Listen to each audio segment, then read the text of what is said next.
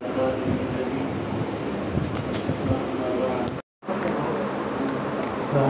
بالله من الشيطان الرجيم.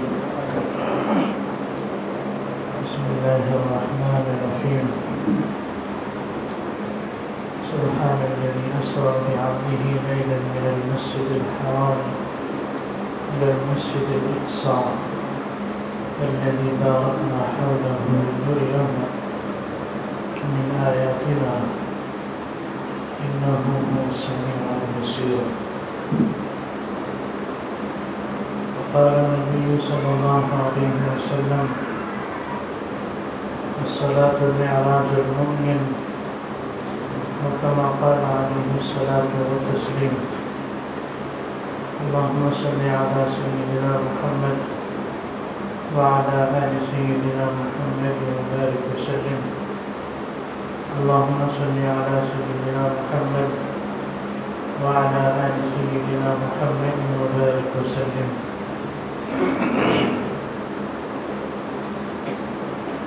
میرے محترم دوستوں، بزرگوں، اللہ رب العزت کا امتحان فضل ہوا، کرم ہوا، احسان ہوا کہ اللہ پاک نے ہم سب کو جو اس رات میں جو واقعہ پیش آیا تھا، جس کو ہم شب معراج کے واقعے سے یاد کرتے ہیں، یہ واقعہ کے اندر ہمارے لیے کئی حکمتیں ہیں، کئی سبق ہیں، اور اس واقعے کے اندر اللہ پاک نے کئی چیزوں کو پوشیدہ رکھا ہے۔ اللہ نے قرآن کریم کے اندر فرمایا ہے: سبحان الذی اسریٰ بعبدہ، کہ پاک ہے وہ ذات کہ جس نے اپنے بندے کو مسجد حرام سے مسجد اقصیٰ کا سیر کرایا۔ تو اس کے اندر مسجد حرام، اللہ کے رسول صلی اللہ علیہ وسلم ہلکی سی نیند لگی تھی، تو ایسے موقع پر ان کو اٹھایا گیا اور بیداری کی حالت میں ان کو براق پیش کیا گیا۔ یہ براق ایک جانور ہے جو صرف اللہ کے رسول کے ساتھ خاص ہے۔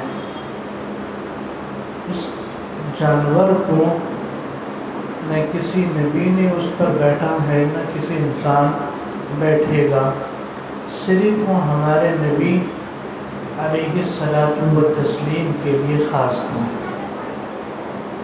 چنانچہ وہ براق گھوڑا سے چھوٹا ہے اور گدھا سے بڑا ہے وہ جانور، اور اس کی نظر جہاں پڑتی ہے وہاں اس کی رفتاری ہوتی ہے، وہاں اس کا قدم پڑتا ہے، اتنے تیز رفتار ہے۔ تو اس لیے یہ براق اللہ کے رسول صلی اللہ علیہ وسلم کے ساتھ خاص ہے۔ چنانچہ حدیث میں ایک آیا ہے کہ شیطان کو 1000 عابدوں کو بہکانا آسان ہے ایک عالم کے مقابلے میں۔ چنانچہ کتابوں میں ایک واقعہ لکھا ہے کہ ایک دفعہ شیطان فرشتے کی شکل میں، یعنی عمامہ پہن کر، سفید کپڑے پہن کر، سفید داڑھی والا، اور گدھے کو اچھی طریقے سے ڈیکوریشن کر کے، مزین کر کے لے کے آیا، اور اس سے کہنے لگا کہ اللہ تیری عبادت سے اتنا خوش ہو گیا کہ تجھے اپنے پاس معراج کے لیے بلایا ہے اور تیرے لیے براق بھیجا ہے۔ اب وہ صرف عبادت کرنے والا تھا، نماز پڑھنے والا تھا، مگر اس بات سے اس کو بالکل علم نہیں تھا کہ براق صرف ہمارے نبی کے لیے خاص تھا۔ تو علم بھی بہت ضروری ہوتا ہے عبادت کے لیے۔ چنانچہ اس نے اس گدھے پر شیطان نے اس کو بٹھایا اور شیطان اس کو ہوا میں اڑاتا ہوا لے کے جا رہا ہے۔ چلتے چلتے ایک گڑھا دیکھا جس میں گندگی اور کچرے وغیرہ اور باتھ روم وغیرہ تھے، تو اس کے اندر وہاں سے اس کو گرا دیا۔ تو اس کا ایمان بھی گیا اور اس کو ذلت اور ذلیل اور رسوا ہونا بھی پڑا۔ تو علم نہ ہونے کی وجہ سے شیطان اس کو آسانی سے بہکا دیتا ہے، آسانی سے گمراہ کر دیتا ہے۔ اس لیے علم کا ہونا بھی ضروری ہے۔ چنانچہ پیران پیر حضرت عبد القادر جیلانی رحمۃ اللہ علیہ کے بارے میں آتا ہے کہ ایک دفعہ جنگل میں اللہ کی یاد میں، اللہ کے ذکر میں مشغول تھے۔ تو ایک درخت سے ایک آگ کی روشنی آئی اور وہاں سے آواز آنے لگی کہ میں تمہارا رب ہوں، میں تمہارا اللہ ہوں۔ اے عبد القادر، میں تیری عبادت سے اتنا خوش ہوا کہ آج سے میں تیرے لیے نماز معاف کر دیتا ہوں، کہ تیرے لیے کوئی نمازیں معاف ہیں۔ تو وہ جس طرح حضرت موسیٰ علیہ السلام اللہ سے بات کرتے تھے کوہ طور پر، تو اگر کوئی عام بندہ ہوتا تو وہ بہک جاتا، مگر پیران پیر عبد القادر جیلانی بڑے جلیل القدر اللہ کے ولی بھی تھے اور بڑے عالم بھی تھے۔ ان کی کئی کتابیں ہیں، تو ان کی زندگی کو حاصل کرنے کے لیے ان کی کتابوں کا پڑھنا چاہیے۔ ہم ان کی کتابوں سے کوئی بھی سروکار نہیں ہے، ان کی کتابیں پڑھتے نہیں ہیں، تو من گھڑت ان پر یہ وہ باتیں منسوب کر دیتے ہیں، من گھڑت یہ وہ چیزیں ان کی طرف ہم گھڑ دیتے ہیں۔ تو چنانچہ پیران پیر عبد القادر جیلانی رحمۃ اللہ علیہ نے کہا کہ ارے شیطان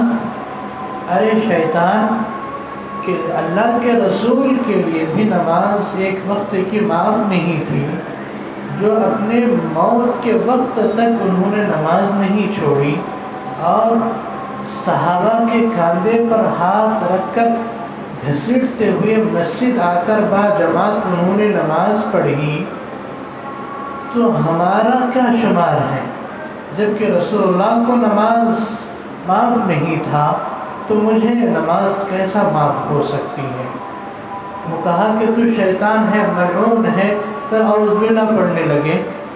تو پھر شیطان آخر میں جاتا ہوا بہکانے کی اور گمراہ کرنے کی ایک بات کہتا ہوا جا رہا تھا کہ عبد القادر آج تجھے تیرے علم نے بچا لیا، آج تجھے تیرے علم نے بچا لیا۔ تو عبد القادر جیلانی رحمۃ اللہ علیہ نے کہا کہ شیطان میرے علم نے نہیں بچایا بلکہ میرے اللہ نے بچایا۔ اگر وہ کہتے کہ میرے علم نے مجھے بچایا تب بھی گمراہ ہو جاتے۔ تو وہ شیطان چھوٹی چھوٹی باتوں پر انسان کو گمراہ کرنے کی کوشش کرتا ہے۔ تو اس لیے براق صرف ہمارے رسول کے ساتھ خاص تھا، کسی اور کے لیے نہیں تھا۔ تو اللہ کے رسول صلی اللہ علیہ وسلم براق پر بیٹھنے کے بعد حضرت جبرائیل بھی ہیں، میکائیل بھی ہیں، مدینہ منورہ پہنچے۔ پہلے مدینہ کا نام یثرب تھا۔ وہاں پہنچنے کے بعد 2 رکعت نماز پڑھی اور حضرت جبرائیل نے کہا کہ اے محمد، یہاں پر آپ کی جائے مدفن ہوگی، یعنی آپ کی قبر یہاں پر ہوگی، آپ کی امت آپ کو آپ کے وطن سے نکال دے گی، مکہ آپ کو چھوڑنا پڑے گا آپ مکے کو چھوڑ کر ہجرت کر کے مدینہ آنا پڑے گا۔ اس وقت پیشن گوئی دی ہے۔ پھر وہاں سے چلے کوہ طور پر گئے، وہاں پر 2 رکعت نماز پڑھی۔ پھر فرمایا کہ یہاں پر حضرت موسیٰ اللہ سے بات کرتے تھے۔ پھر اس کے بعد بیت المقدس جو فلسطین میں ہے، مسجد اقصیٰ وہاں پر پہنچے۔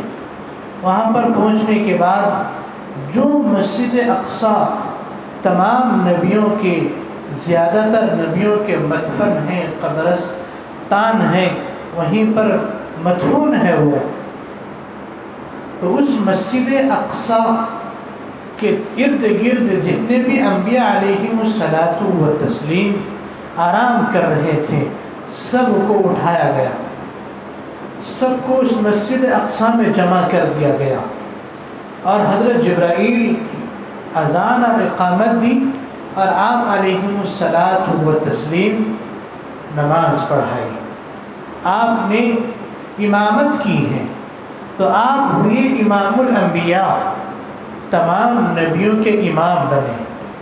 تو اس سے اس بات کا بھی پتہ چلتا ہے اب کسی نبی کی نہ شریعت نہ کسی نبی کی کوئی کتاب چلے گی، صرف ہمارے نبی کی شریعت چلے گی، اور ہمارے نبی کے لائے ہوئے جو کتاب اللہ نے ان پر جو نازل فرمائی ہے قرآن کریم، وہ چلے گی۔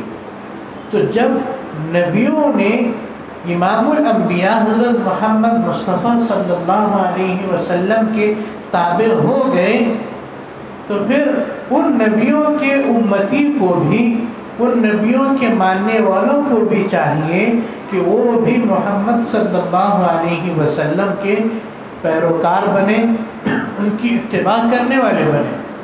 یہ یہودی حضرت موسیٰ پہ اٹک گئے اور عیسائی حضرت عیسیٰ پہ اٹک گئے۔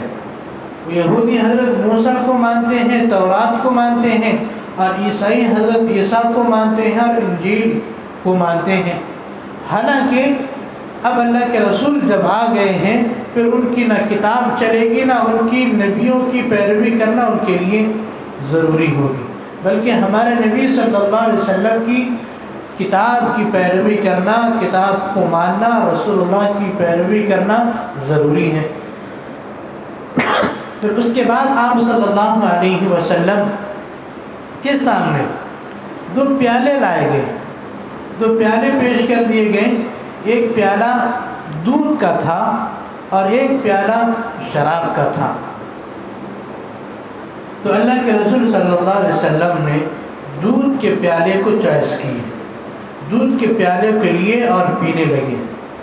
حضرت جبرائیل نے کہا، قال جبرائیل الحمدللہ الذی ہداک للفطرہ، کہ تمام تعریفیں اس اللہ کے لیے ہیں جس نے آپ کو فطرت کے لیے ہدایت دی ہے، دین اسلام کو آپ کے لیے منتخب فرمایا ہے۔ اگر لو اخذت غوت امتک، اگر آپ وہ شراب کے پیالے کو چوائس کرتے، اس کو اختیار کرتے، اس کو لیتے، تو آپ کی امت بہک جاتی، گمراہ ہو جاتی، آپ کی امت بہک جاتی، گمراہ ہو جاتی۔ تو یہاں بھی ایک اللہ کے رسول صلی اللہ علیہ وسلم نے یہ اچھا کام کیا ہے۔ پھر اس کے بعد آسمان کا سیر کرایا، آسمان پہنچے، وہ آسمان، پہلے آسمان پر حضرت آدم سے ملاقات ہوئی۔ حضرت آدم سے ملاقات کے بعد ان سے سلام کلام ہوا، اور انہوں نے خیر کی اور برکت کی دعائیں دی، خیر کی اور برکت کی دعائیں دی۔ پھر اللہ کے رسول صلی اللہ علیہ وسلم کے لیے ایک سبق یہاں پر یہ تھا کہ 7 آسمانوں کے 7 نبیوں سے ملاقات کرائے گئے، اور بھی تقریباً 1.25 لاکھ نبی آئے تھے، تو اور بھی نبیوں سے ملاقات کیوں نہیں کرائی گئی؟ یہ صرف 7 نبیوں سے ملاقات کیوں کرائی گئی؟ اس کے پیچھے بہت سے حکمتیں، بہت سے سبق ہیں اور نصیحت ہیں، کہ جس طرح حضرت آدم کو اللہ نے جنت سے نکال کر دنیا میں بھیج دیا تھا، تو یہاں پر اللہ اپنے محبوب کو اس بات کی تسلی دینے کے لیے کہ اے میرے محبوب آپ کو بھی مکہ چھوڑ کر مدینہ جانا پڑے گا، اور آپ کو پریشان کریں گے، آپ کو مکہ چھوڑ کر مدینہ جانا پڑے گا۔ تو اس کے بعد دوسرے آسمان پر حضرت عیسیٰ اور حضرت یحییٰ سے ملاقات ہوئی۔ حضرت عیسیٰ علیہ السلام کو یہودیوں نے گھیر لیا تھا ان کو قتل کرنے کے لیے، تو ان کے گھر کا محاصرہ کر لیا، تو اللہ پاک نے ان کو آسمان کی طرف اٹھا لیا، آسمان کی طرف اٹھا لیا کہ بل رفعہ اللہ وما قتلوہ وما صلبوہ بل رفعہ اللہ الیہ، کہ یہودیوں نے نہ عیسیٰ کو قتل کیا ہے نہ ان کو سولی پر چڑھایا ہے، بلکہ اللہ نے ان کو اپنے پاس بلا لیا ہے، اپنے پاس بلا لیا ہے۔ تو یہ انہی کے لیے سبق تھا کہ جس آپ صلی اللہ علیہ وسلم بھی جب مکے چھوڑ کر مدینہ گئے تو مدینے کے یہودیوں نے بھی آپ کو قتل کرنے کے لیے، آپ کو پریشان کرنے کے لیے مختلف طریقے کے پلاننگ اور مختلف طریقے کے وہ منصوبے بناتے رہے۔ پھر اس کے بعد دوسرے آسمان کے بعد تیسرے آسمان پر جب چڑھے تو وہاں پر حضرت یوسف سے ملاقات ہوئی۔ حضرت یوسف سے ملاقات کی ایک حکمت یہ ہے کہ حضرت یوسف کے اپنے بھی پرائے بن گئے، حضرت یوسف کے اپنے بھی پرائے بن گئے۔ حضرت یوسف کو مارنے والے، ان کو قتل کرنے والے، ان کی مارنے کی پلاننگ کرنے والے ان کے بھائی تھے۔ یہ ہے اس بات پر کہ میرے ابو حضرت یوسف کو زیادہ چاہتے ہیں، ہم کو اتنا نہیں چاہتے ہیں۔ اگر یوسف بھی نہ رہیں تو پھر چاہنے والے ہم ہو جائیں گے، ہم کو زیادہ چاہنے والے بن جائیں گے، ہم سے زیادہ محبت کرنے والے بن جائیں گے۔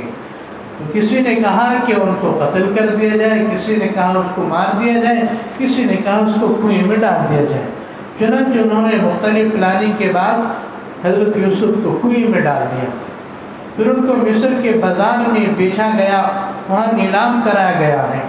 تو بیچنے اور کنویں میں ڈالنے والے، قتل کرنے والے ان کے بھائی ہوئے ہیں، تو اپنوں کی بھی دشمنی ہوگی، اپنے بھی حسد کرنے لگیں گے۔ جب اللہ کے رسول صلی اللہ علیہ وسلم مکے میں دین اسلام کو لے کر اور دعوت اللہ کو لے کر جب کھڑے ہوئے تو پھر ان کے پیچھے اپنے بھی پرائے بن گئے، اپنے چاچا، ان کے رشتہ دار سب دشمن بن گئے، سب دشمن ہو گئے ہیں۔ تو اسی طرح اللہ کے رسول صلی اللہ علیہ وسلم چوتھے آسمان پر چڑھے، چوتھے آسمان پر حضرت ادریس سے ملاقات ہوئی۔ چوتھے آسمان کے بعد پانچویں آسمان پر حضرت ہارون سے ملاقات ہوئی، چھٹے آسمان پر حضرت موسیٰ سے ملاقات ہوئی، اور ساتویں آسمان پر حضرت ابراہیم سے ملاقات ہوئی۔ حضرت ابراہیم علیہ السلام کے ملاقات کے بعد اب عرش پر پہنچے، وہاں پر پہنچنے کے بعد اللہ تعالیٰ کے مقرب جو فرشتے ہیں حضرت جبرائیل، جس کو روح الامین بھی کہتے ہیں، وہ کہنے لگے اب میں آگے نہیں بڑھ سکتا، ایک قدم بھی آگے بڑھا تو میں جل کر راکھ ہو جاؤں گا، میری بس کی بات نہیں ہے، میری سکت کی بات نہیں ہے کہ میں آگے نہیں بڑھ سکتا۔ چنانچہ اللہ نے قرآن کریم کے اندر فرمایا فَكَانَ قَابَ قَوْسَيْنِ أَوْ أَدْنَىٰ، کہ وہ ایک تیر اور کمان کے درمیان جتنا فاصلہ ہوتا ہے اتنے فاصلے پر پہنچے ہیں یا اس سے بھی زیادہ قریب پہنچے ہیں۔ ثُمَّ رَآهُ نَزْلَةً أُخْرَىٰ، وہاں پر حضرت جبرائیل کو دوسری مرتبہ دیکھا تھا۔ اللہ کے رسول صلی اللہ علیہ وسلم پہلی مرتبہ غار ہرا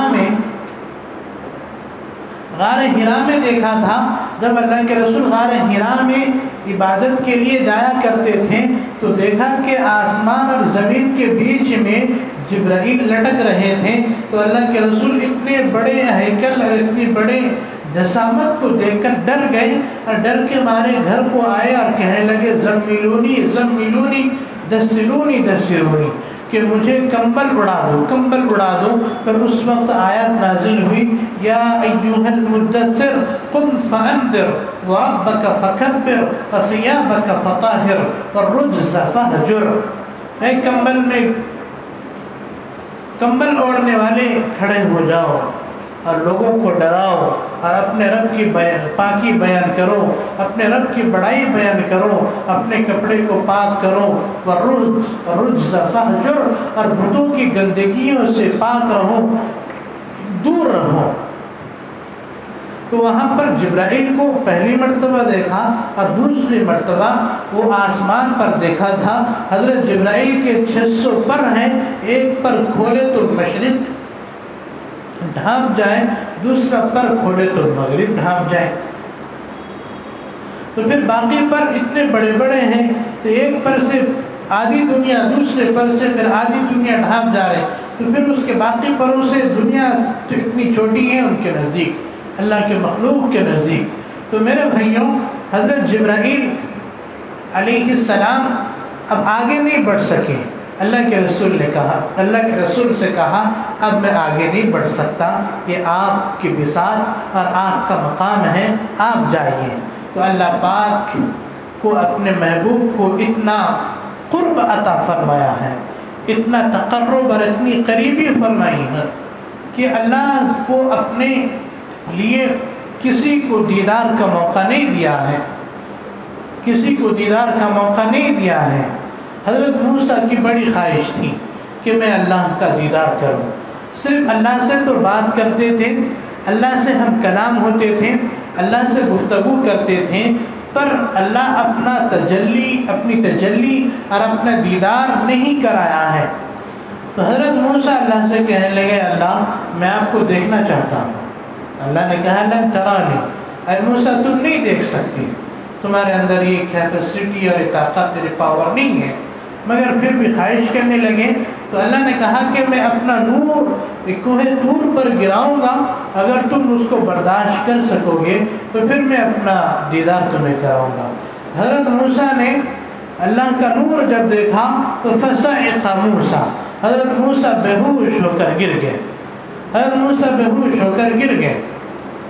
مگر اللہ نے اپنے محبوب کو اپنے پاس بلایا ہے، تو بلانے کے بعد اللہ پاک کے سامنے اللہ کے رسول صلی اللہ علیہ وسلم نے وہ حمد اور تعریفیں بیان کرنے لگے، التحیات للہ والصلوات والطیبات والسلام علیک ایھا النبی، کہ تمام تعریفیں، تمام عبادتیں، چاہے بدنی ہوں، چاہے قولی ہوں، چاہے فعلی ہوں، ہر عبادتیں اللہ آپ کے لیے ہیں، ہر عبادتیں آپ کے لیے ہیں۔ تو اس وقت اللہ نے اپنے محبوب کو کہا السلام علیکہ یا ایھا النبی، السلام علیکہ یا ایھا النبی، کہ اے میرے نبی آپ پر سلامتی ہو، رحمت اللہ وبرکاتہ، اور اس کی رحمتیں ہوں، اس کی برکتیں ہوں۔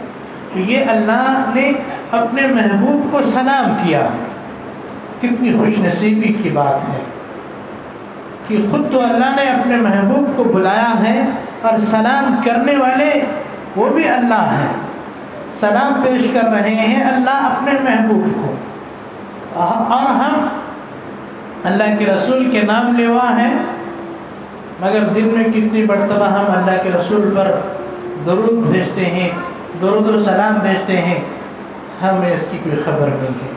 حدیث میں آتا ہے کہ ہفتے میں 2 دفعہ میری امت کے اعمال میرے سامنے پیش کیے جاتے ہیں، اللہ کے رسول کے پاس پیش کیے جاتے ہیں، تو اللہ کے رسول دیکھتے ہیں کہ میرے کون سی امتی مجھ پر درود بھیجا ہے، مجھ پر سلام بھیجا ہے، تو جو زیادہ بھیجتے ہیں اللہ کے رسول اس سے خوش ہو جاتے ہیں، پھر اس کے لیے سفارش کا وعدہ بھی فرمایا ہے۔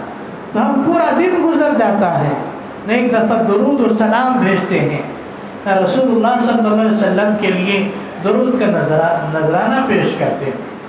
جو حدیثوں میں درود ہیں، جو حدیثوں میں سلام ہیں، انہی کو پیش کرنا چاہیے۔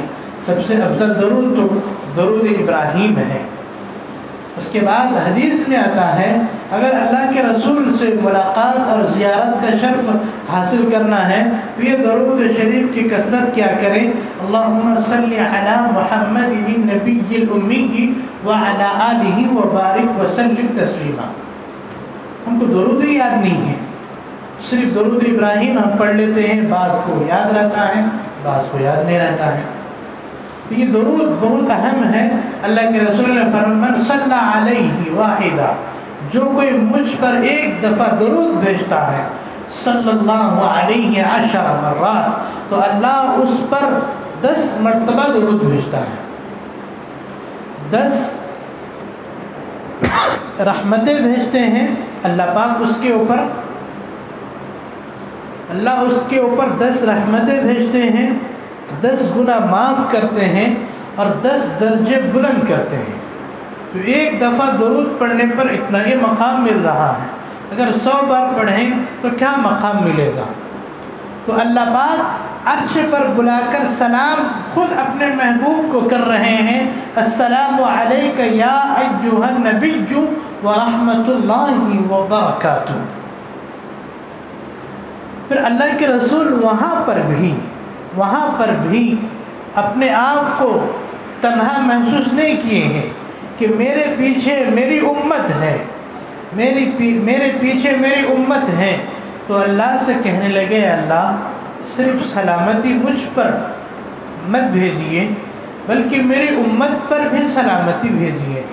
تو ایسے موقع پر بھی اللہ پاک کے محبوب ہم کو اور آپ کو نہیں بھولے ہیں، ہم کو آپ کو بھی نہیں بھولے ہیں۔ یہ ہے امتی، یہ ہے ہم اس نبی کے امتی۔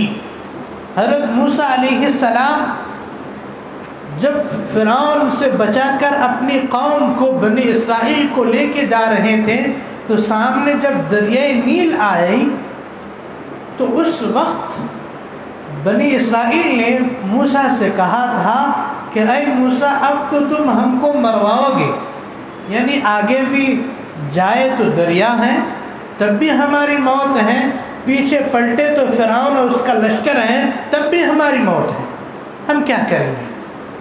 تو اس وقت اللہ کے نبی موسیٰ نے کہا تھا لا تخف ان اللہ معی، کہ تم مت ڈرو اللہ میرے ساتھ ہے، اللہ میرے ساتھ ہے۔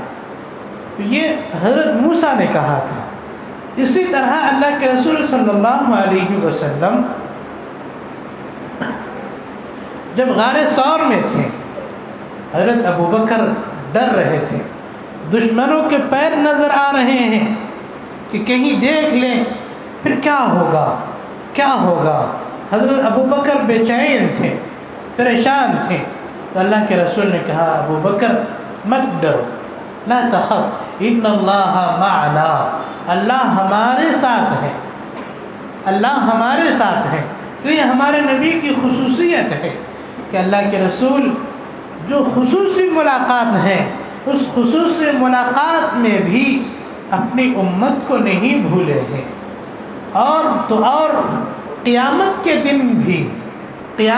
دن بھی جب وجیء یومئذ بجہنم، جب جہنم کو لایا جائے گا اور جہنم کی چیخ اور پکار ہوگی، وہ شعلے سے بھڑک رہی ہوگی، ہزاروں سینکڑوں فرشتے اس کو زنجیروں میں جکڑ کر پکڑ کر رہیں گے، تو اس جہنم وہ جو کھولتی ہوگی وہ اپنے اندر مطالبہ کرے گی کہ میرے اندر جہنمیوں کو ڈالو۔ تو ایسے موقع پر سب نفسی نفسی کے عالم میں ہوں گے، سب نفسی نفسی کے عالم میں ہوں گے، اے اللہ مجھے بچا لے، اے اللہ مجھے بچا لے۔ حضرت آدم کہیں گے نفسی نفسی، اے اللہ مجھے بچا لے۔ حضرت نوح کہیں گے نفسی نفسی، حضرت ادریس کہیں گے نفسی نفسی، حضرت صالح کہیں گے نفسی نفسی، حضرت لوط کہیں گے نفسی نفسی، حضرت یحییٰ کہیں گے نفسی نفسی، حضرت سلیمان کہیں گے نفسی نفسی، حضرت داؤد کہیں گے نفسی نفسی، حضرت ذوالقرنین کہیں گے نفسی نفسی، حضرت عیسیٰ کہیں گے نفسی نفسی، حضرت شعیب کہیں گے نفسی نفسی، حضرت عیسیٰ، حضرت داؤد حضرت سلیمان، حضرت ذوالقرنین، پورے نبی، حضرت ذوالکفل، یہ کہیں گے اللہ میری جان بچا لے. اس کی امت ان کے پاس جائیں گی، ان کی امتیں ان کے پاس جائیں گی، کہیں گے ہم کو بچا لو. آج تو ہم اپنی فکر میں پڑے ہوئے ہیں، ہم کو کون بچائے گا؟ ہم خود اپنی فکر میں پڑے ہوئے ہیں، ہم نہیں کر سکتے. کسی اور کے پاس جاؤ، کسی اور کے پاس جاؤ. تو وہ ادھر ادھر بھٹک رہے ہوں گے. اللہ کے محبوب صلی اللہ علیہ وسلم عرش کے نیچے سجدے میں پڑے ہوئے ہوں گے، سجدے میں پڑے ہوئے ہوں گے، اللہ سے گڑ گڑا کر دعا مانگیں گے، یا ربی امتی، یا ربی امتی، اے اللہ میری امت کو بچا لیں، میری امت کو بچا لیں. تو سب کی نظر پڑے گی کون ہے یہ شخص، کون ہے یہ شخص کہ جو ایسے بھیانک، ایسے ہولناک دن میں بھی اپنی فکر نہیں، اپنی فکر نہیں، اپنی امت کی فکر ہے، اپنی امت کی فکر ہے. تو سب کی نظر پڑے گی تو دیکھیں گے وہ کون ہے؟ ہمارے اور آپ کے نبی جناب محمد الرسول اللہ صلی اللہ علیہ وسلم وہاں پر موجود ہوں گے. پھر اللہ بولیں گے یا محمد ارفع رأسک سل تعطا، اے محمد مانگ، جو تجھے مانگنا ہے میں تجھے نوازوں گا. تو عرش پر جا کر اللہ نے کہا تھا السلام علیکہ یا ایھا النبی ورحمۃ اللہ وبرکاتہ. تو اللہ کے محبوب نے کہا اللہ صرف سلامتی مجھ پر نہیں، وعلینا عباد اللہ الصالحین، ہمارے نیک اور صالح بندوں پر بھی، ان پر بھی سلامتی ہو، ان پر بھی آپ کی رحمتیں ہوں. تو وہ نبی ایسے ہمارے لیے تڑپے ہیں، ایسے آنسو بہائے ہیں. خدا کی قسم اگر وہ ہمارے لیے نہ تڑپتے، نہ آنسو بہاتے تو آج ہم انسان کی شکل میں نہ ہوتے، انسان کی شکل میں نہ ہوتے. کب کہ ہم بدل چکے ہوتے، کب کہ ہم بدل چکے ہوتے. بنی اسرائیل حضرت داؤد کے زمانے میں اللہ نے ان سے کہا تھا کہ ہفتے کے دن یعنی سنیچر کے دن مچھلی نہ پکڑنا. تو انہوں نے اللہ کے اس حکم کو توڑا. اللہ نے کہا کونوا قردۃ خاسئین، کہ بندر بن جاؤ. تو پوری قوم، اس میں 3 جماعت بنی تھی. ایک جماعت مچھلی پکڑنے والی تھی، وہ پوری جماعت بندر بن گئی. اور ایک جماعت مچھلی تو نہیں پکڑی پر ان کو روکتے بھی نہیں تھے، دعوت بھی نہیں دیتے تھے، وہ بھی بندر بن گئے. ہم سوچنے کی بات ہے، ارے وہ ڈی جے بجا رہے تو بجانے دو، ہم کو کیا کرنے کا. وہ مستی کر رہے، وہ عیاشی کر رہے، وہ بدکاری کر رہے، بے حیائی کر رہے، کرنے دو، ہم کو کیا ہے. جب اللہ کا عذاب آئے گا آپ کو بھی لپیٹ ملے گا، آپ بھی اس اللہ کے عذاب کے لپیٹ میں آ جائیں گے. پھر اس وقت آپ نیک ہیں، آپ صالح ہیں، آپ بزرگ ہیں، نہیں دیکھا جائے گا، نہیں دیکھا جائے گا. پھر قیامت کے دن اپنے اپنے نیتوں کے بلبوتے پر اٹھایا جائے گا، لیکن عذاب تو آپ کو بھی آئے گا. بعضو گھر والے پر چنگاری اور آگ بھڑکی ہیں تو وہ آگ آپ کے گھر میں آنے میں بھی ٹائم نہیں لگتی ہے، وہ بھی آگ آ جاتی ہے آپ کے گھر میں. اگر اس کی فکر نہ کی جائے، اس آگ کے بجھانے کی فکر نہ کی جائے تو قریب ہے کہ آپ کے گھر میں بھی وہ آگ آ جائے، پھر آپ کو بھی جلا کے راکھ کر دے. تو میرے بھائیوں، ایک جماعت بندر بن گئی جس نے مچھلی پکڑی ہے، دوسری جماعت جو مچھلی تو نہیں پکڑی پر اس کو دعوت نہیں دی، تیسری جماعت مچھلی نہیں پکڑی اور ان کو دعوت بھی دیتی تھی، تو وہ بندر نہیں بنے ہیں.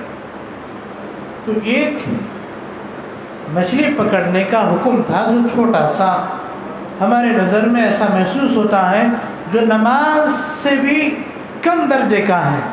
نماز اللہ کے نزدیک سب سے محبوب ترین اور سب سے عمدہ ترین اور سب سے اہم ترین اور عظیم الشان اور محترم بالشان عبادت ہے، جس کو آج ہم لائٹ لے رہے ہیں، جس کو ہم کم سمجھ رہے ہیں، جس کی ہم کوئی فکر نہیں کر رہے ہیں. تو انہوں نے مچھلی پکڑی تو اللہ نے ان کو بندر بنا دیا۔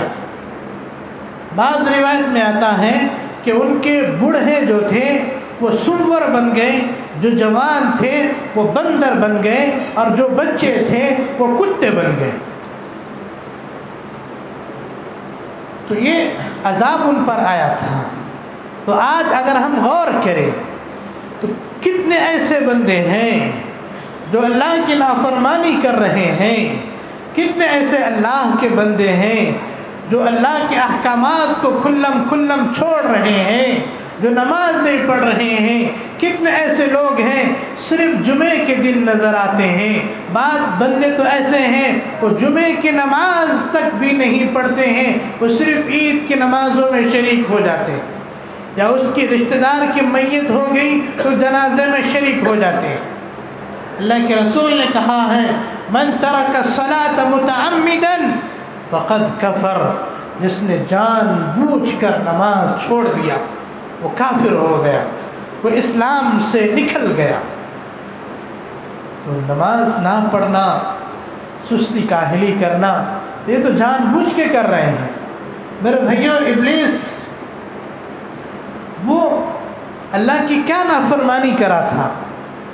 ایک سجدے کا تو انکار کیا تھا وہ، حالانکہ وہ ہزار سال اس نے اللہ کی عبادت کی ہے، اللہ کی عبادت کی ہے، یہاں تک کہ فرشتوں کے ساتھ رہنے لگے، فرشتوں کے دوست بن گئے۔ تو پھر وہ ابلیس جب ایک سجدے کا انکار کیا ہے تو اللہ نے کہا فخرج فإنک من الرجیم، کہ گیٹ آؤٹ، نکل جائے یہاں سے۔ اس کو نکال دیا جنت سے، اس کو نکال دیا آسمان سے۔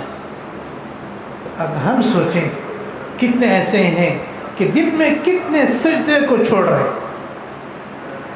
فجر کی نماز میں 4 سجدے، ظہر کی نماز کے 8 سجدے، عصر کی نماز کے 8 سجدے، مغرب کی نماز کے 6 سجدے، عشاء کی نماز کے 8 سجدے۔ اس سجدوں کو انکار تو کر رہے ہیں۔ تو شیطان بھی سوچتا ہوگا، ابلیس بھی سوچتا ہوگا کہ میں تو ایک سجدہ کر کے ابلیس بنا، یہ کتنے سجدے چھوڑ رہے ہیں۔ یہ تو ابلیس کا ابلیس نکلا، شیطان کا تو باپ نکلا ہے۔ کہتے ہیں مول صاحب کام میں چھٹی نہیں ملتی، گرمی بڑی ہے، سردی بڑی ہے، اٹھا نہیں جاتا، تو وہ قبر کی گرمی بھول گئے، وہ قبر کی سردی بھول گئے۔ وہ قبر میں نہ آپ کے لیے کوئی ایئر کنڈیشن ہوگا، نہ آپ کے لیے کوئی پنکھے کا انتظام ہوگا، نہ آپ کے لیے کولر کا انتظام ہوگا، نہ وہاں پر آپ کے لیے سردی سے بچنے کے لیے کمبل کا لحاف کا انتظام ہوگا۔ وہ قبر کو بھول گئے تم، وہاں پر کوئی نہیں ہوگا، وہاں پر نہ کوئی تم کا ساتھ دینے والا ہوگا، نہ تمہارا کوئی خیال کرنے والا ہوگا، نہ تمہارے لیے کوئی بیڈ شیٹ لانے والا ہوگا، نہ تمہارے لیے کمبل اوڑھنے والا ہوگا۔ تو اللہ کے رسول صلی اللہ علیہ وسلم کی دعا ہم پر ہے، اگر وہ دعا نہ کرتے تو اللہ ہم کو کب کی بدل چکے ہوتے، کب کی بدل چکے ہوتے۔ تو اللہ کی طاقت ان پر تھی، اب نہیں ہے کیا؟ کہ بنی اسرائیل کو تو بندر کتا بنا دیا ہے، کہ اب اللہ کی طاقت اب بھی نہیں ہے؟ اب بھی ہے اللہ کی طاقت، اب بھی ہے اللہ کی قوت، جب وہ اللہ تھا اب بھی ہے، اور وہ اللہ رہے گا جس کا کوئی فانی نہیں ہے، جس کا کوئی زوال نہیں ہے، جس کا کوئی اقتا نہیں ہے۔ قل هو اللہ احد اللہ الصمد لم یلد ولم یولد ولم یکن له کفوا احد۔ پھر وہ اللہ جس کی کوئی انتہا نہیں، جس کا کوئی ابتدا نہیں، وہ اللہ جس سے کوئی بچنے والا نہیں، جس سے کوئی فرار ہونے والا نہیں۔ این المفر کلا لا وزر، جس سے کوئی فرار نہیں ہے، جس سے کوئی چھٹکارا نہیں ہے۔ کل شیء ہالک الا وجہہ، ہر شے فنا ہونے والی ہے، صرف اللہ کی ذات باقی رہنے والی ہے۔ کل من علیہا فان وَيَبْقَى وَجْهُ رَبِّكَ ذُو الْجَلَالِ وَالْإِكْرَامِ، ہر چیز فنا ہونے والی ہے، صرف اللہ کی ذات باقی رہنے والی ہے۔ تو اللہ کے محبوب نے ہمارے لیے دعائیں کی ہیں، اے اللہ میری امت کو یہ عذاب مت دینا، میری امت کو یہ عذاب مت دینا۔ ان کی دعا قبول نہ ہوتی، ان کی دعا اللہ رد کر دیتے تو ہم کیا نہ کیا بن چکے ہوتے، کیا نہ کیا بن چکے ہوتے۔ اللہ کے محبوب نے ان کے لیے دعائیں فرمائی ہیں۔ تو میرے بھائیوں، تو اللہ کے رسول وہ عرش پر جا کر بھی ہم کو اور آپ کو نہیں بھولے ہیں۔ جب اللہ کے رسول واپس آ رہے ہیں، تحفہ کیا دیا ہے؟ نماز کا تحفہ دیا، روزہ، حج، زکوٰۃ، جتنے بھی عبادتیں ہیں، جتنے بھی احکام ہیں، اللہ نے دنیا پر اس احکام کو نازل کیا، وہ احکام سنا دیے۔ مگر نماز ایک ایسی عبادت ہے، نماز ایک ایسا حکم ہے، وہ تحفہ دینے کے لیے اللہ نے اپنے محبوب کو عرش پر بلایا، اپنا دیدار کرایا ہے۔ اور نماز کتنے وقت کی؟ 50 وقت کی نماز دی ہے، 50 وقت کی نماز۔ جب اللہ کے رسول واپس آ رہے تھے، حضرت موسیٰ کہنے لگے، یا محمد، اللہ نے آپ کو تحفے میں کیا دیا ہے؟ کہا 50 وقت کی نماز دی ہے۔ حضرت موسیٰ نے کہا، آپ پھر اللہ کے پاس جائیے، کم کرا کے آئیے، آپ کی امت نہیں پڑھ سکتی، آپ کی امت 50 وقت کی نماز نہیں پڑھ سکتی، کم کرا کے آئیے۔ اللہ کے رسول پھر گئے، کتنے کم کیے؟ 5 کم کیے، کتنے رہ گئے؟ 45 رہ گئے۔ پھر آئے، حضرت موسیٰ نے کہا کتنے کم کیے؟ 5 کم کیے، آپ کی امت نہیں پڑھ سکتی، پھر جائیے۔ اللہ کے رسول پھر گئے، پھر کم کرے، کتنے؟ 5، تو 40 ہو گئے۔ تو جا رہے آ رہے، جا رہے آ رہے، تو اللہ کو نہیں معلوم تھا کیا کہ مجھے تو دینا ہی 5، مگر بار بار چکر کیوں لگا رہے؟ جس سے جتنی محبت ہوتی ہے، جس سے جتنا عشق ہوتا ہے، اس کا دیدار کرنا اتنا ہی دل چاہتا ہے، اس کا دیدار کرنا اتنا دل چاہتا ہے۔ اللہ کو اپنے محبوب سے اتنا پیار، اتنا عشق تھا۔ اللہ کے رسول ایک دفعہ انشاءاللہ کہنا بھول گئے تھے۔ انشاءاللہ کی طاقت ایسی ہے کہ بیوی کو بولو تو بھی طلاق نہیں پڑتی، انشاءاللہ کی۔ اگر بیوی کو بولے انشاءاللہ تجھے 3 طلاق، تو اللہ تو چاہتے نہیں ہیں، تو طلاق کیوں پڑیں گے؟ تو ان طلاق بھی نہیں پڑتی ہیں انشاءاللہ بولنے پر، کیونکہ اللہ چاہتے نہیں ہیں کہ میاں بیوی کے اندر جدائیگی ہو۔ تو طلاق والا معاملہ تو شیطان کی طرف سے ہوتا ہے، یہ شیطان کی طرف سے ہوتا ہے، اللہ تو نہیں چاہتے۔ انشاءاللہ کا معنی اللہ جب چاہے، اگر اللہ چاہے، تو اللہ چاہتے نہیں کہ ہو جدائی، تو نہیں پڑتی ہیں طلاق۔ تو اللہ کے رسول سے مکہ کے مشرکین کچھ سوال کیے، اور اللہ کے رسول نے کہا میں سوال کل بتاؤں گا، مگر انشاءاللہ نہیں بولے۔ اللہ کے رسول کے دماغ میں کیا تھا؟ وہی آئے گی، میں بتا دوں گا، اگر انشاءاللہ نہیں بول رہے، بھول گئے تھے۔ تو 1 مہینہ وہی آنا بند ہو گئی، 1 مہینہ وہی نہیں آئی۔ اب مشرکین نے مکہ کے کافر لوگ اب بولنے لگے، ارے کیا آ رہے ہیں آپ؟ اب بولے تھے، ان کا انداز جو تانا دینے کا انداز تھا، اب بولے تھے کل بولتے بول کے، اب تک کیا ہوا؟ 1 دن ہو گئے، 2 دن ہو گئے، 3 دن، 4 دن، 1 ہفتہ، 2 ہفتے گزر گئے، اب تک نہیں بولا۔ رہے محمد کے رب نے تو محمد کو چھوڑ دیا، تانا دینے لگے۔ پھر بھی اللہ کی طرف سے کوئی آیات نازل نہیں ہوئی ہیں، لیکن حضرت خدیجہ الکبریٰ جو اللہ کے رسول کے پیارے بیوی تھے، جب تک حضرت خدیجہ باحیات تھی، اللہ کے رسول کسی سے نکاح نہیں فرمایا۔ اللہ کے رسول کے 11 بیویاں تھیں، مگر حضرت خدیجہ زندہ رہے وقت کسی سے نکاح نہیں فرمایا، اور جتنے اولاد ہوئی وہ حضرت خدیجہ سے ہوئی ہیں، کسی اور سے نہیں ہوئی ہے۔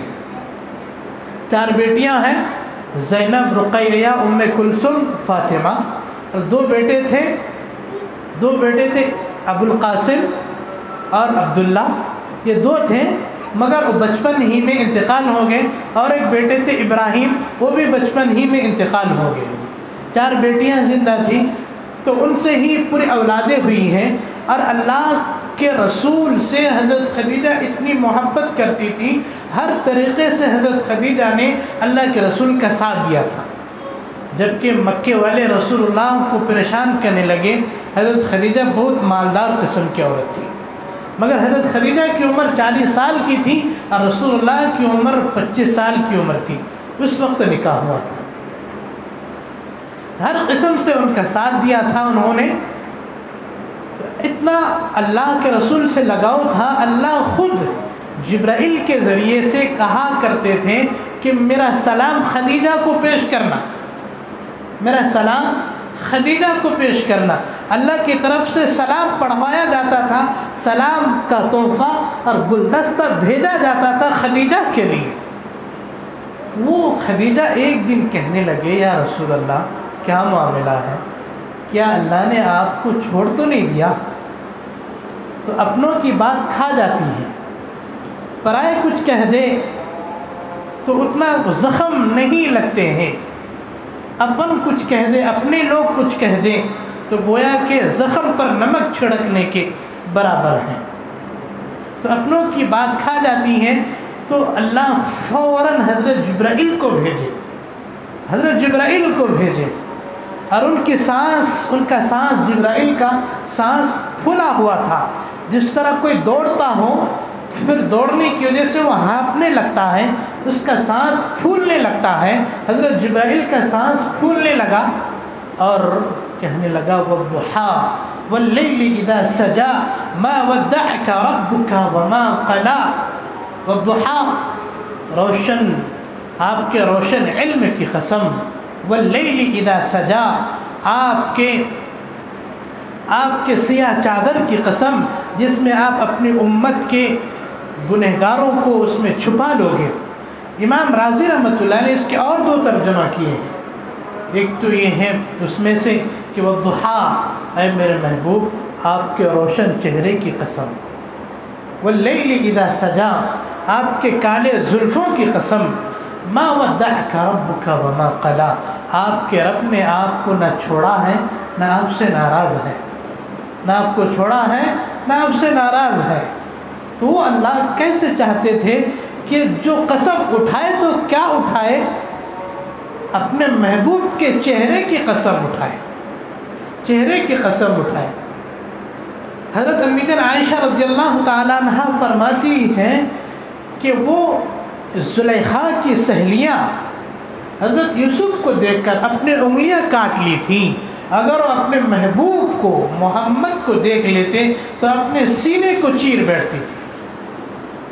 اللہ کے محبوب ایسے خوبصورت ہیں کہ بھی تو اللہ نے اپنے محبوب کی شہر کی قسم کھائی ہے کہ لا اقسم بهذا البلد وانت حل بهذا البلد، کبھی اللہ اپنے محبوب کی رسالت کی قسم کھائی ہے، یاسین والقرآن الحکیم انک لمن المرسلین، کبھی چہرے کی قسم کھائی ہے، والضحى زلفوں کی قسم کھائی ہے، واللیل اذا سجا۔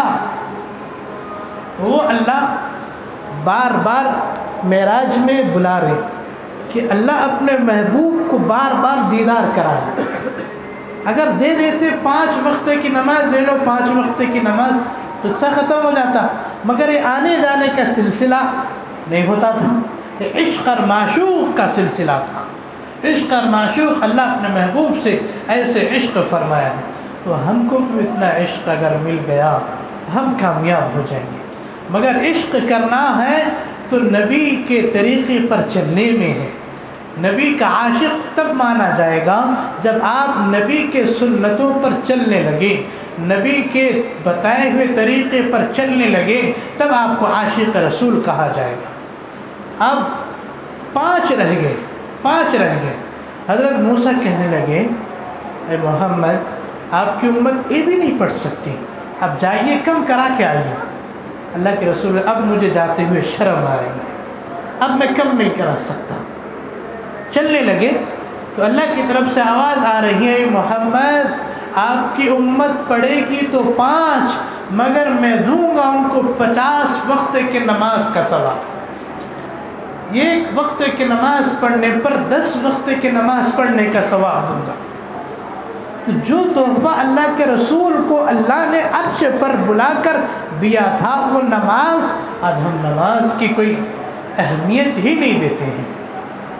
5 دفعہ مؤذن پکار رہے ہیں اللہ اکبر اللہ اکبر، کوئی بڑا نہیں ہے، کوئی بڑا نہیں ہے، نہ تمہارا کاروبار بڑا ہے، نہ تمہاری تجارت بڑی ہے، نہ تمہارا بزنس بڑا ہے، نہ تمہاری ملازمت بڑی ہے، نہ تمہاری دکان بڑی ہے، نہ تمہارا سیٹ بڑا ہے، کوئی بڑا نہیں ہے، اللہ بڑا ہے، اللہ بڑا ہے، اللہ بڑا ہے۔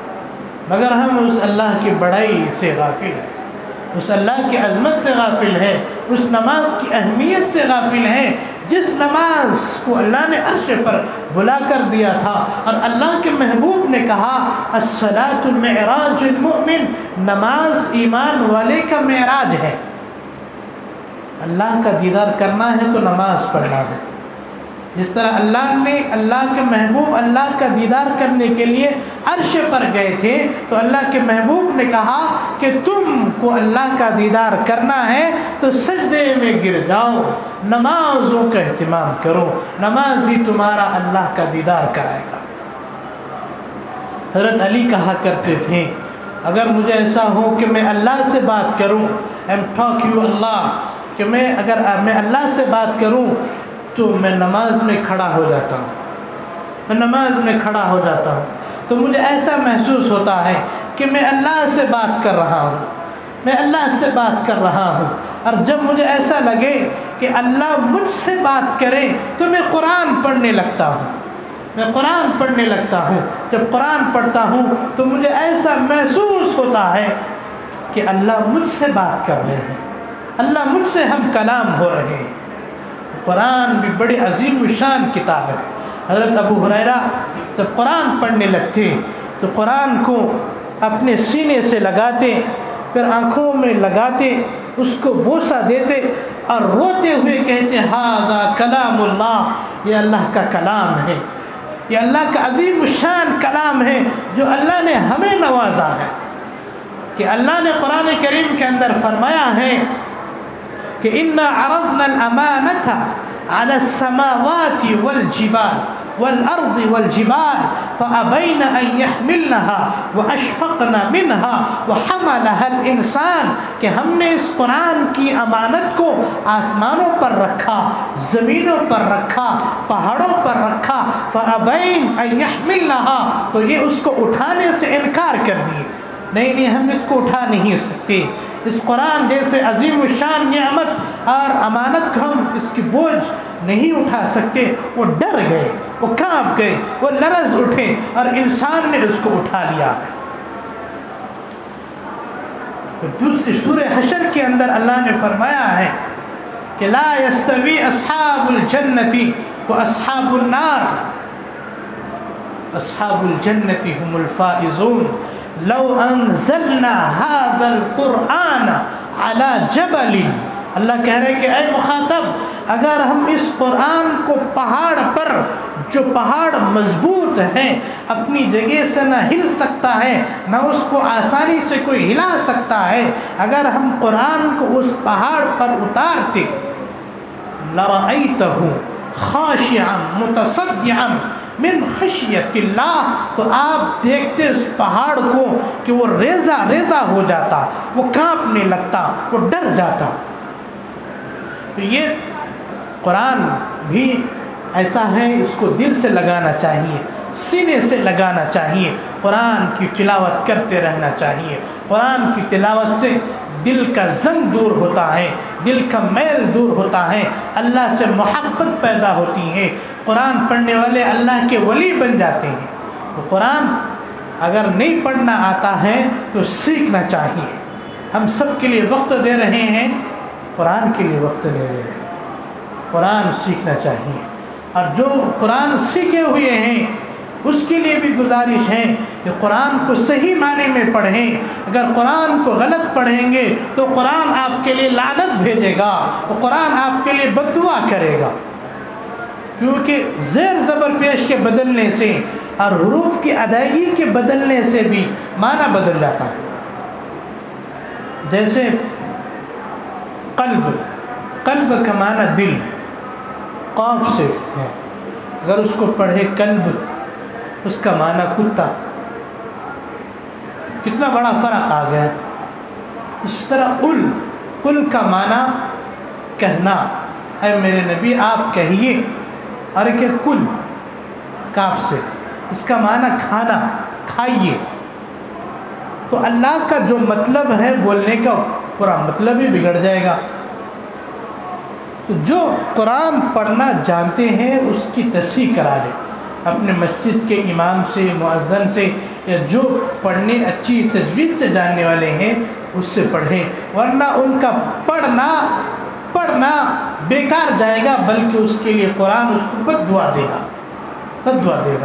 مگر کتنے ایسے ہیں اس سے غفلت، جو پڑھنے آ رہا سمجھ رہے ہم کو اچھا آ رہا، اچھا پڑھنے آ رہا. آپ جو معمولات میں لگا رہے، صبح شام تلاوت میں، ذکر قرآن کی تلاوت اور سورہ یاسین کی تلاوت، سورہ ملک کی تلاوت، یہ پڑھنے سے پہلے اس کی تصحیح ضروری ہے.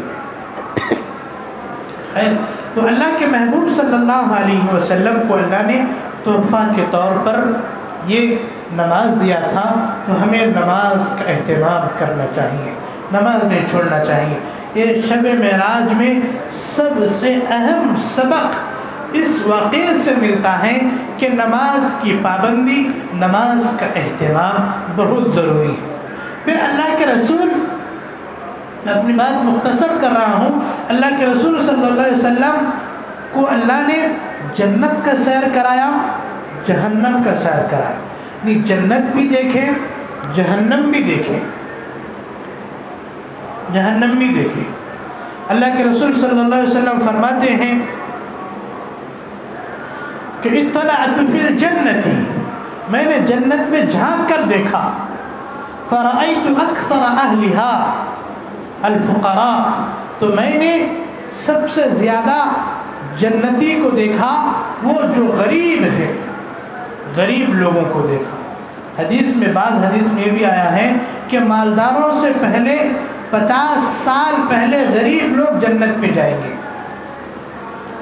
کیونکہ جتنا مال ہوگا اس کو اتنا حساب دینا پڑے گا. تو یہ ادھر تو حساب دینے میں اٹکا ہوا ہوگا، غریب کے پاس کچھ بھی نہیں تھا تو بغیر تھوڑے ہی حساب میں وہ چلا جائے گا. مگر وہ مالدار کے لیے جو اپنے مالوں میں زکوٰۃ ادا نہیں کرتے، جو صدقہ نہیں دیتے، جو غریبوں کا خیال نہیں کرتے، محتاجوں کا خیال نہیں کرتے، اور دینی ادارے، دینی رفاہی کاموں پر اپنا مال نہیں لٹاتے ہیں بلکہ اپنے مال کو جمع کر کر کے رکھتے ہیں، اللہ قیامت کے دن اس کے لیے اس مال کو ایک اژدہا کی شکل میں بنا دے گا. پھر وہ اژدہا اس کو ڈستا رہے گا اور کہے گا دکھ، اور کہے گا کہ چک مزہ ہاذا کنزتم ماذا تکنزون، یہ وہ مال ہے جس کو تم جمع کر کر کے رکھتے تھے. اس کا مال اس کو ڈسے گا، اژدہا بنا دیا جائے گا اس کو. بعض لوگ صدقہ نہیں دیتے ہیں. اللہ کے رسول نے فرمایا صدقہ دینے سے بلا دور ہوتا ہے، صدقہ دینے سے اللہ کا غصہ ٹھنڈا ہو جاتا ہے، صدقہ دینے سے اللہ تمہارے آفت کو، مصیبت کو دور کر دیتے ہیں. بعض لوگ سمجھتے ہیں کہ صرف نماز پڑھ لینا کافی ہے. یہ بھی اللہ کا حکم ہے، صدقہ دینا، زکوٰۃ دینا، عطیہ دینا. اور بعض تو ایسے گھٹیا قسم کے لوگ ہوتے ہیں اپنے مالوں کے لیے ہیلا تلاش کرتے ہیں کہیں زکوٰۃ دینا نہ پڑے. ایسا سمجھتے ہیں جیسے انکم ٹیکس والوں کو ٹیکس بھر رہے ہیں، اب اللہ کو ٹیکس دے رہے ہیں.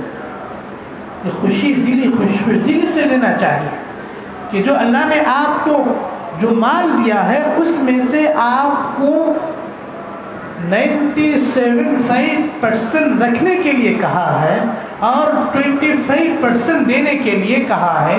اگر اس کا بھی اژدہا بن کر بیٹھ جائے تو پھر آپ کے لیے تباہی اور ہلاکت و برباد کی جو وعید کتاب میں پڑھ لینا چاہیے اس کو.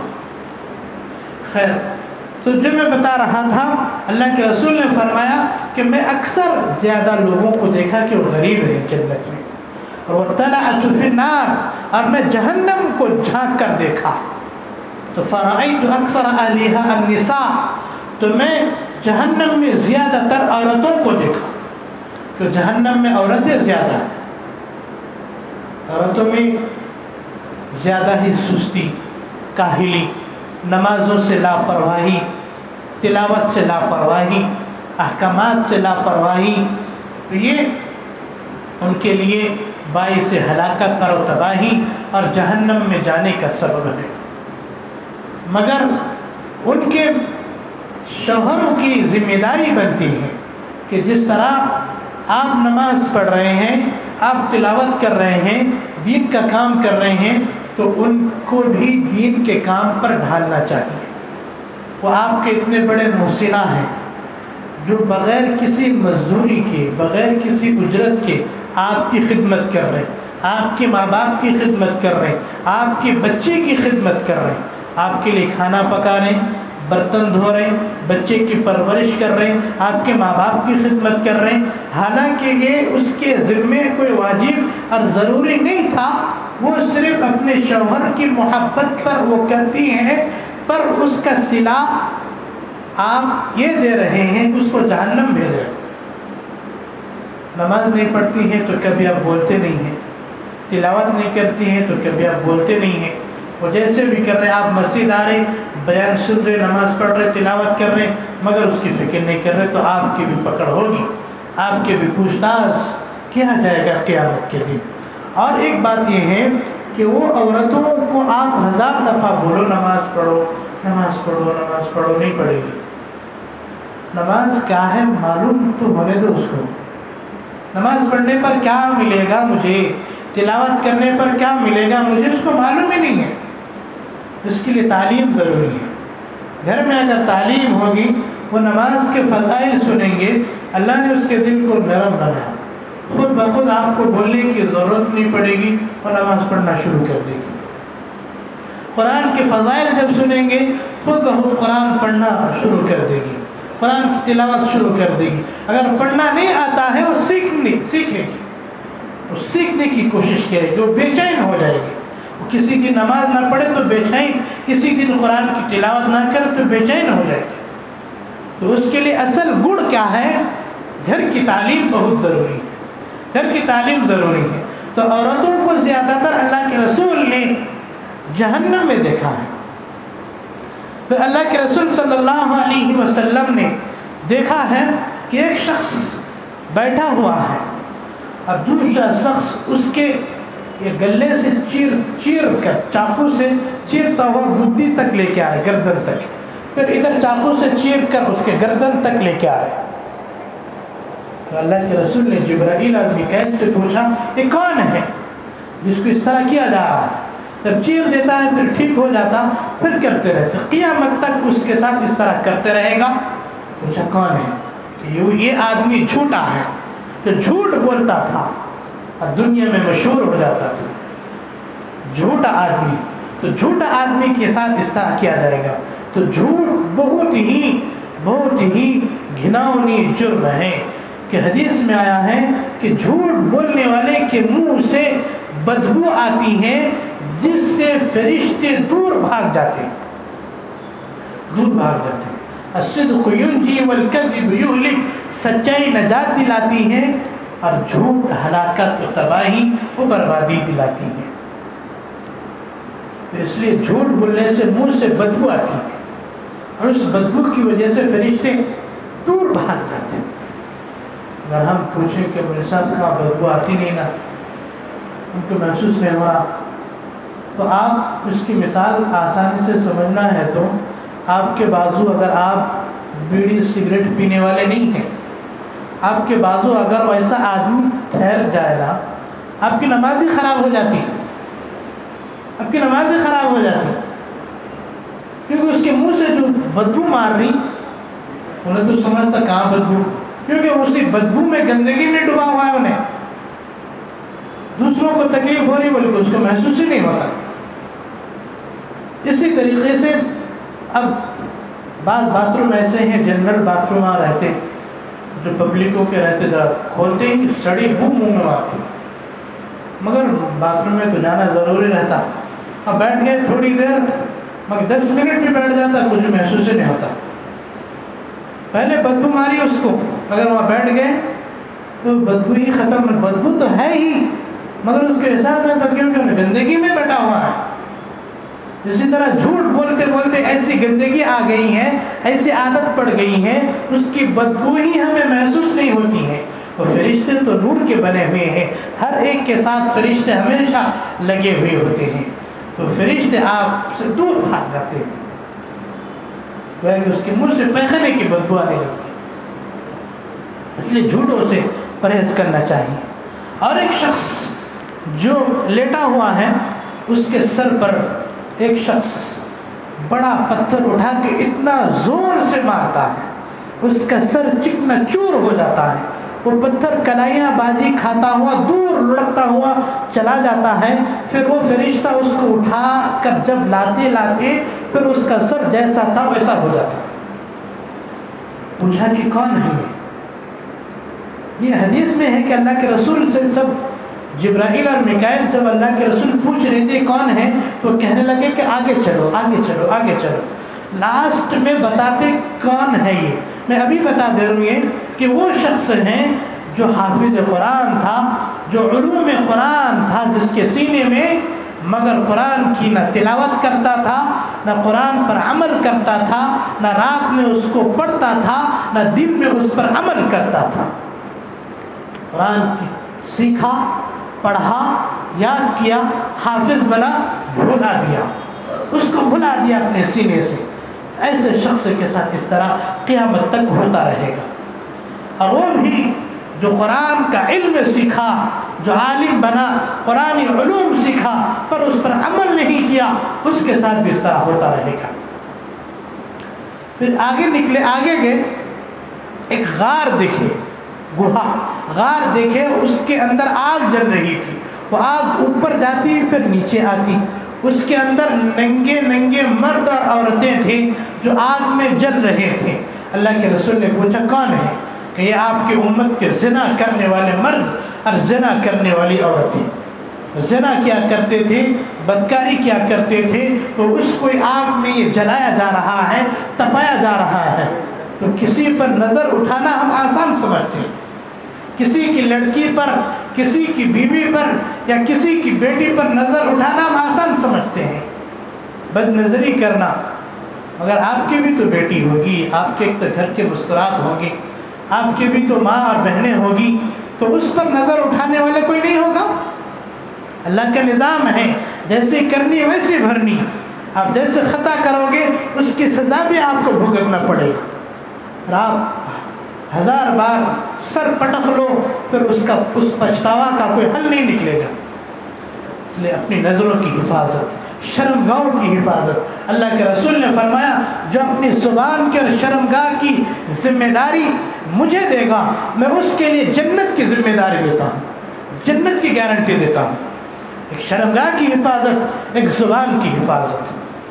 زبان میں جیسا آیا ویسے کہہ دیا، منہ میں جیسا آیا ویسا بک دیا، کسی کو گالی دے دیا، کسی کو برا بھلا کہہ دیا، کسی کو لعن طعن کر دیا، کسی کی غیبت کر دی، کسی کی چغلی کر دی، کسی پر اونچا بول دیا، کسی کی عزت کا خیال نہیں کیا، تو پھر اس کے لیے زبان اس کو جہنم میں لے جائے گی. تو زنا بھی بہت بڑا جرم ہے جس سے آج کل بچنا چاہیے، پرہیز کرنا چاہیے. میرے بھائیوں، شریعت میں شادی آسان بنایا ہے، شریعت نے شادی کو آسان بنایا ہے اور زنا کو مشکل بنایا ہے. زنا کی سزا اور زنا کا جرم اگر کوئی سوچے تو اس کے ہوش اڑ جائیں گے. اگر کوئی بن بیاہ انمیرڈ جس کی شادی نہیں ہوئی ہے اگر وہ زنا کرتا ہے، شریعت کہتی ہے الزانیۃ والزانی فاجلدوا کل واحد منہما 100 جلدہ. زنا کرنے والا، زنا کرنے والی، اس کو 100 کوڑے مارو. ایک کوڑا مارتے ہی اس کی حالت ہی خراب ہو جاتی ہے. 100 کوڑے پڑے تو اس کی جان ہی نکل جائے گی اس کی. اللہ نے کہا کہ اس کو مارنے میں تم کو ذرہ بھی دل میں رحم نہیں آنا چاہیے، تاکہ اس کو دیکھ کر دوسرے لوگ سبق حاصل کریں. اگر میں کسی کے ساتھ اس طرح بدکاری کروں گا تو میرے ساتھ بھی ایسا ہوگا. اب جو میرڈ ہوگا، جو شادی شدہ ہوگا، اس کے لیے حکم ہے کہ سینے تک زمین میں گاڑ دیا جائے، اس کو پتھر پھینک پھینک کر مار مار کر اس کو ختم کر دیا جائے. پھر کس کی ہمت ہوگی زنا کرنے کی؟ پھر کس کی ہمت ہوگی کسی کی بیٹی کو بھگا کر لے کے جانے کی؟ ہمت ہی نہیں بنے گی اس کی. لیکن آج صورتحال بالکل بدل گیا. کسی کی بیٹی سے بات کرنا آسان ہو گیا، کسی کی بیٹی کو بھگا کر لے کر جانا آسان ہو گیا، کسی کی بہن کو اٹھا کر لے کر جانا آسان ہو گیا، بدکاری کرنا آسان بن گیا. جب شادی کی بات آتی، نہیں مول صاحب ابھی تیاری کرنا ہے، ابھی تیاری کرنا ہے، بینڈ باجے آنا ہے، کیمرے والے کو منگانا ہے، مختلف قسم کے کھانا پکانا ہے، لوگوں کو دکھانا ہے ہمارے کو، اور مختلف قسم کے لائٹنگز وغیرہ کرنا ہے. یہ ساری تفصیلات کے پیچھے بچہ اور بچی بھی اور بچی کے والدین بھی سوچنے لگتے ہیں. اور بعض ایسے مرد بے غیرت ہوتے ہیں جو ماڈل زمانے کے ماڈل فقیر ہیں، ماڈل زمانے کے ماڈل فقیر ہیں. رعاب اس سے کہتا ہے نہیں